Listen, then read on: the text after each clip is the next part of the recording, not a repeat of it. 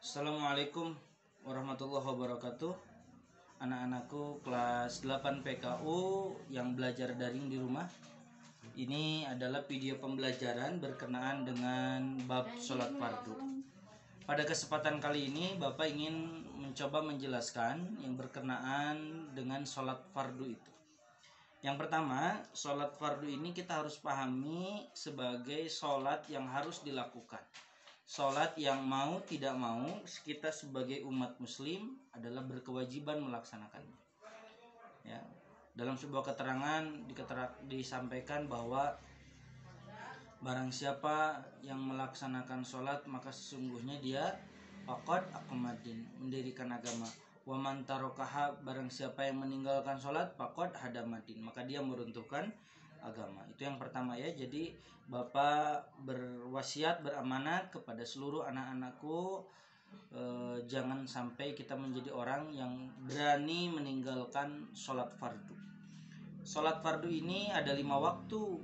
Yang pertama ada waktu subuh, yang kedua ada waktu zuhur, yang ketiga ada waktu asar, yang keempat ada waktu maghrib, yang kelima ada waktu isya.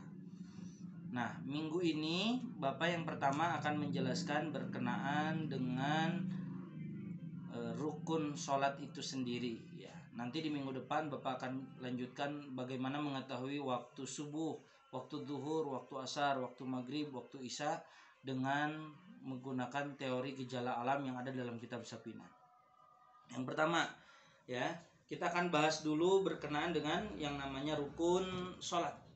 Rukun sholat itu jumlahnya ada banyak. Maksudnya ada banyak itu ada banyak versi. Ada yang menyebutkan rukun sholat itu jumlahnya ada 13. Ada yang menyebutkan rukun sholat itu jumlahnya ada 14. Ada yang menyebutkan rukun sholat itu jumlahnya ada sampai 17. Nah, di sini kita akan menggunakan rukun sholat yang jumlahnya 17 sebagai rujukan. Sumber kita adalah kitab Sapinatun Najah. Ya, jadi ada berapa rukun sholat? Ada 17. Nah, pertanyaannya apa itu Pak rukun sholat? Nah, rukun sholat adalah sesuatu yang harus dilakukan di saat mengerjakan sholat. Ada syarat sholat. Kalau syarat sholat adalah sesuatu yang harus dikerjakan di saat sebelum kita mengerjakan sholat. Jadi beda-beda. Ada syarat sholat, ada kemudian rukun sholat. Kalau syarat sholat adalah sesuatu yang harus dikerjakan sebelum kita mengerjakan sholat. Kalau rukun sholat adalah sesuatu yang harus dikerjakan di saat kita sedang melaksanakan sholat. Nah, kalau bicara dari syarat sholat apa saja Pak? Yang pertama, syarat sah sholat itu pastikan kita suci dari hadas dan najis. Nah, syarat sholat yang pertama adalah pastikan suci dari hadas dan najis. Yang kedua, syarat sah sholat ini adalah pastikan kita terbebas dari haid dan nifas. Tadi adalah dari hadas dan najis itu sendiri. Pastikan kita memiliki wudhu. Nah, itu adalah syarat sholat. Karena suci dari hadas dan najis artinya kita memiliki wudhu, tidak haid, ya, kemudian tidak sedang memiliki hadas besar. Yang kedua adalah pastikan kita menghadap ke kiblat. Menghadap ke kiblat ini artinya adalah kita sedang menghadap ke arah Ka'bah. Karena kebetulan posisi Ka'bah itu ada di sebelah barat untuk letak geografis Indonesia, maka kita menghadap ke sebelah barat. Kemudian untuk syarat sah sholat yang selanjutnya adalah pastikan sudah masuk waktu sholat. Jadi tidak boleh sholat sebelum waktu sholat. Kita harus masuk waktu sholat. Kemudian selanjutnya yang termasuk ke dalam syarat sah sholat adalah pastikan kita menutup aurat. Nah, itu penting tuh. Pastikan kita menutup aurat. Jangan sampai pakai samping yang ada bolong-bolong di tengahnya, pakai mukena yang ada bolong-bolongnya juga nggak boleh. Itu syarat sholat ya. Mulai dari suci dari hadas, suci dari najis, artinya punya wudhu dan tidak berhadas besar.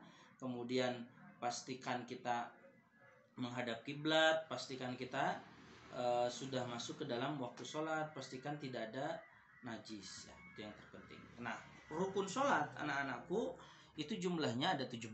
Kita pakai kitab Safinah yang jumlahnya ada 17. Agar tidak lupa mengetahui rukun sholat itu sederhana sebetulnya. Jadi jangan ditalar, jangan dihafal, kemudian kita bingung menghafalnya. Tapi mulailah kita membayangkan gerakan sholat itu dan kemudian pisahkan mana yang termasuk rukun dan mana yang termasuk sunat. Kita mulai ya. Yang pertama, saat kita mau sholat adalah mengucapkan usolli. Misalnya kita mau sholat subuh, usolli fardhu subhi rakaataini mustaqbil qiblati adanillahi ta'ala. Oh, berarti niat yang pertama ada rukun yang pertama adalah niat. Tapi mengucapkan usolli itu bukan niat. Niat itu adanya di dalam hati. Kita bilang bibir kita bilang usolli fardhu subhi itu melafadzkan niat, mengucapkan niat. Sedangkan niatnya adalah ada di dalam hati. Kemudian berdiri bagi yang mampu. Dalam sholat fardu tuh berdiri bagi yang mampu adalah bagian daripada rukun sholat. Kemudian yang ketiga adalah takbiratul ihram, mengucapkan takbiratul ihram. Jadi yang termasuk rukun sholat itu bukan mengangkat tangan, Allahu Akbar.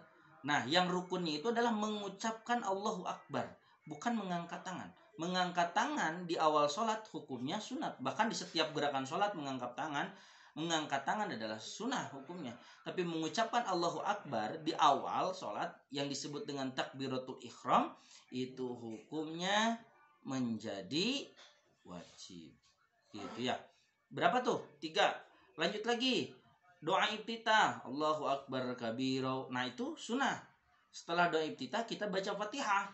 Nah, saat baca Fatihah itu namanya rukun. Yaitu rukun sholat.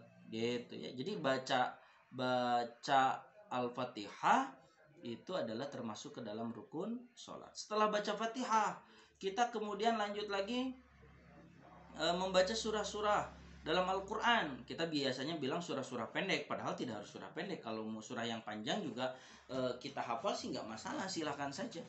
Anda kita baca surah-surah nih dalam Al-Quran, baca ayat Al-Quran. Nah, biasanya kita pakai juz amma aja, ya itu sunnah hukumnya. Kemudian kita ruku, Allahu Akbar, ruku. Nah, ruku itu hukumnya fardu atau rukun sholat. Yang mana Pak yang rukunnya? Gerakan rukunya yang rukun. Gerakan rukunya itu yang rukun. Tapi kalau membaca subhana rabbiyal azimnya itunya hukumnya sunnah. Kemudian tumaninah di saat ruku. Tumaninah itu artinya berhenti sejenak. Biqadri subhanallah, sekira-kira kita mengucapkan 8 subhanallah. Ya, kurang lebih sekitar 2-3 detik lah. Jadi kalau ada yang Allahu Akbar, sami Allahu liman hamidah, nah itu bisa dipastikan tidak sah salatnya. Jadi harus ruku dulu, Allahu Akbar, ruku, kemudian sami Allahu liman hamidah. Minimal 1 kali membaca subhana rabbiyal azim wa bihamdihi itu sudah dikatakan tumaninah. Jadi tumaninah itu artinya termasuk ke dalam rukun sholat, dan tumaninah itu artinya adalah berhenti sejenak di saat melakukan gerakan tersebut. Jadi ruku itu ada paketnya bersama tumaninah. Oke? Lanjut, setelah itu kita i'tidal. Sami Allahu liman hamidah. Nah, tangannya boleh disimpan di sini, boleh juga ke bawah. Boleh.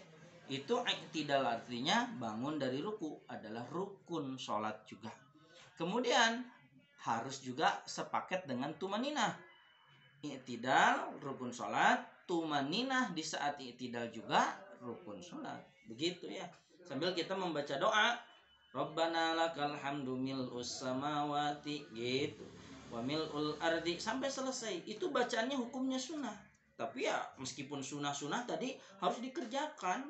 Hanya kalau sekalinya terlewat gitu, maksudnya itu tidak sampai membatalkan sholat ya. Kemudian setelah i'tidal kita sujud, Allahu Akbar, sujud tuh. Nah, sujud itu yang menjadi rukun adalah gerakan sujudnya, gitu ya. Hati-hati kalau sujud, jidatnya laki-laki jangan terhalangi peci, perempuan jangan terhalangi mukena, begitu ya. Jangan terhalangi sorban misalnya. Tangannya, kedua telapak tangannya perempuan jangan sampai terhalangi mukena. Ini benar-benar harus menyentuh tempat sholat atau yang dikatakan sejadah itu atau karpet itu. Kemudian